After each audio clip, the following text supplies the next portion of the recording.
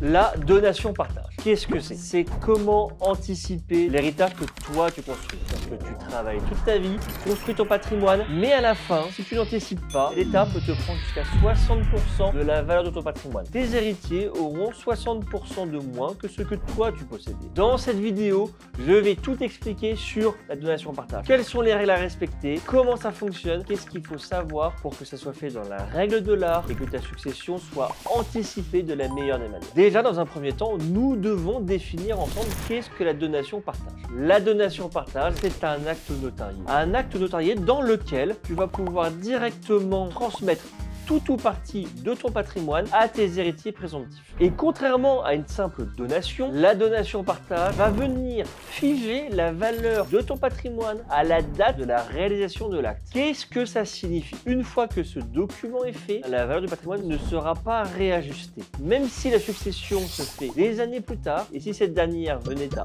augmenter, parce que c'est l'effet naturel et c'est ce que l'on attend d'un patrimoine, au moment de la succession, on utilisera les valeurs qui ont été utilisées dans l'acte et donc va venir réduire naturellement le coût de la succession. De plus, c'est un acte préventif. Et dans les successions, il faut prévoir. Parce que ça va pouvoir t'éviter tout conflit entre tes héritiers présomptifs. Maintenant, on va voir ensemble les différents types de donation-partage. Il y en a 6. Premièrement, la donation-partage par une seule personne. Un seul parent transmet de son vivant son patrimoine à ses héritiers. Deuxièmement, la donation-partage conjonctive. C'est-à-dire que les deux parents réalisent conjointement une donation de leur patrimoine propre ou commun à l'ensemble de leurs héritiers. Troisième cas de figure, la donation-partage aux enfants communs du couple. C'est une donation-partage qui ne va concerner que l'union maritale et qui ne va concerner que les enfants communs de cette union-là. Et elle va venir exclure les enfants d'union précédente ou de sans union. Quatrièmement, le cas de figure inverse, la donation-partage à un enfant issu d'une autre union. Cette variante permet tout simplement d'inclure un enfant qui n'est pas commun aux deux conjoints. On fait ça dans un but qui est très simple. Il s'agit d'éviter toute inégalité entre des demi-frères et des demi-sœurs. La donation-partage avec un usufruit sera le cinquième point. Tout simplement une donation-partage mais avec un démembrement en plus. Tu donnes la nue propriété et tu conserves l'usufruit. C'est-à-dire que tu vas continuer à conserver les loyers et les bénéfices d'un bien, mais la nue propriété sera donnée aux héritiers. Et dernier point, le sixième, la donation-partage transgénérationnelle. Ça signifie simplement que l'on saute une étape et que la donation-partage va se faire directement aux petits-enfants, voire même aux arrière-petits-enfants, dans un cas très rare. Chaque type répond à des besoins existants. Il ne s'agit pas de dire qu'une des typologies qu'on a vues est bonne ou mauvaise. Il faut simplement prendre en considération le contexte familial pour pouvoir anticiper la succession et créer quelque chose qui correspond au modèle de la famille. On va voir ensemble les différentes règles qui font qu'une donation-partage est valable. Déjà, la première chose, c'est qu'une donation-partage est un acte authentique. Il doit être fait devant un notaire. Tu dois être en mesure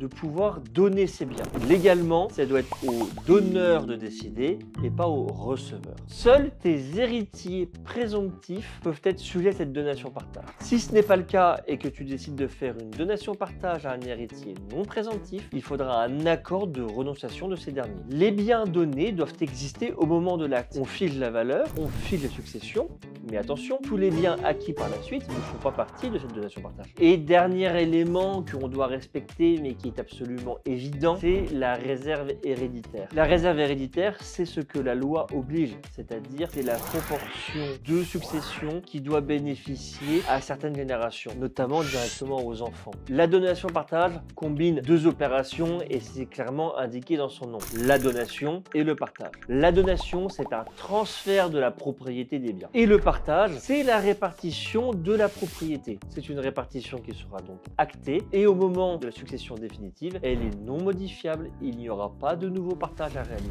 Maintenant, qu'en est-il en termes de fiscalité? Eh bien, la donation-partage, elle remplit la même règle que toutes les donations qui existent. Chaque parent peut transmettre 100 000 € tous les 15 ans à chacun de ses enfants sans fiscalité ajoutée. Au-delà de ce montant de 100 000 € va venir s'appliquer des droits de succession croissants en fonction du montant et en fonction également du lien générationnel qu'il y a entre le donateur et l'héritier. Les avantages sont donc évidents. Dans un premier temps, tu anticipes ta transmission et tu le fais dans les bonnes conditions. Tu vas pouvoir également optimiser ta fiscalité puisqu'elle est connue en avance. Tu vas pouvoir optimiser également la valeur de tes biens puisqu'elle va être figée dans le temps. Et bien évidemment, tu évites tout conflit entre les héritiers. Un exemple très simple de donation-partage, j'ai 2 appartements, j'ai 2 enfants. L'appartement numéro 1 pour mon fils, l'appartement numéro 2 pour ma fille. La valeur de l'appartement 1 et de l'appartement 2 sont figées au moment de l'acte. Tout le monde est d'accord. Admettons que l'appartement 1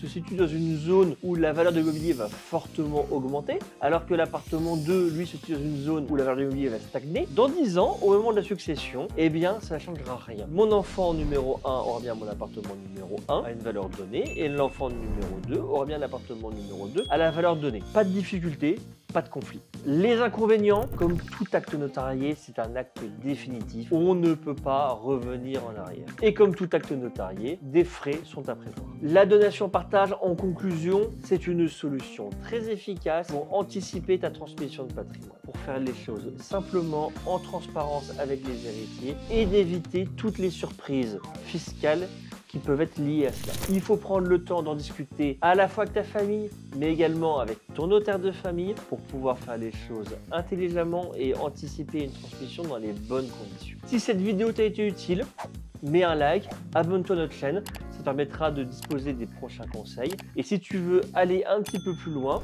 tu retrouveras l'article complet sur notre blog via le lien qui t'est donné dans la description.